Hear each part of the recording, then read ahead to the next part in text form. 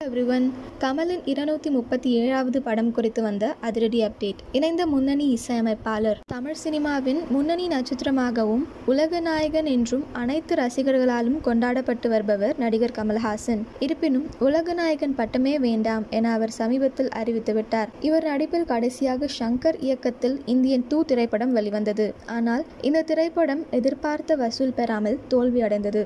அதைத் தொடர்ந்து கமல்ஹாசன் தற்போது மணிரத்னம் இயக்கத்தில் தக் லைஃப் என்ற படத்தில் நடித்து வருகிறார். இந்த படத்திற்கு பின் இயக்குனர் ப. ரஞ்சித் நடிப்பில் ஒரு படத்திலும் நெல்சன் இயக்கத்தில் ஒரு படத்திலும் கமல் நடிக்க உள்ளதாக கூறப்படுகிறது. தற்போது கமல்ஹாசன் நடிக்க போகும் அவரது 237வது படம் குறித்து அப்டேட் வெளியாகியுள்ளது. அதாவது பிரபல சண்டை பயிற்சியாளர்களான அன்புமணி, அறிவுமணி ஆகியோர் கமலின் 237வது படத்தை ஆக்ஷன் படமாக எடுக்க உள்ளதாக தெரிவித்திருந்தனர். அடுத்த ஆண்டு ஜனவரி மாதம் முதல் ஷூட்டிங் தொடங்கியிருக்கதாம்.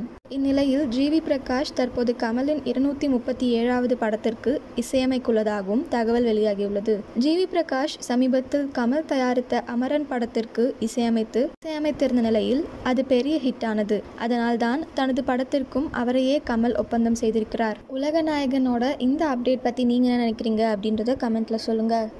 இதே மாதிரி லேட்டஸ்ட் சினிமா நியூஸ் அப்டேட்க்கு இந்த சேனலை சப்ஸ்கிரைப் பண்ணிக்கோங்க.